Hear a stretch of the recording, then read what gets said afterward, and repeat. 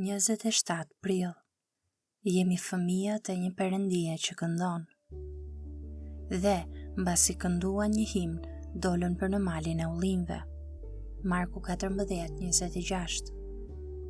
A mund ta dëgjosh Jezusin duke kënduar? A ishte bas apo tenor? A kishte ndonjë tingull kumbues zëri i tij?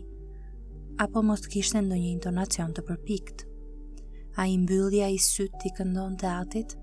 Apo i shihte t'i shepujt në sy dhe buzëqeshte për shkak të shoqërisë së ngushtë që kishin?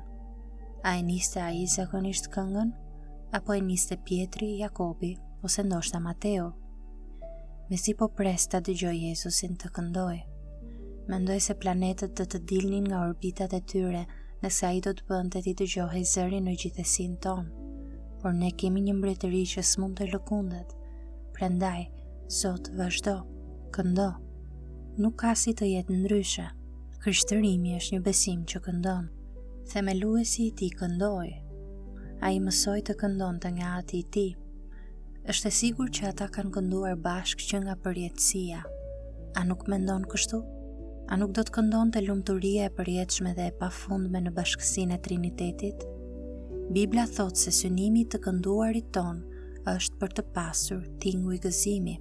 Libri i parë i Kronikave 15:16. Askush tjetër në gjithësi nuk ka më tepër gëzim se Perëndia.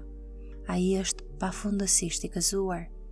Ai ka gëzuar që nga përjetësia në panoramën e përsosmërive të tij të reflektuara përsosmërisht në hyjninë e birit të tij. As që mund ta përfytyrojmë sa i fuqishëm është gëzimi i Perëndisë. Ai është Perëndia.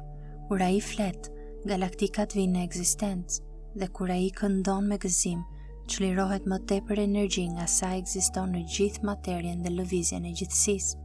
Nëse Perëndia ka caktuar këngën si një mënyrë për të çliruar kënaqësinë tonë në të, a nuk është kjo sepse ai gjithashtu e njeh edhe gëzimin e çlirimit të kënaqësisë së zemrës së tij në shëmbëllimin e vet të biri i tij përmes frymës në këngë?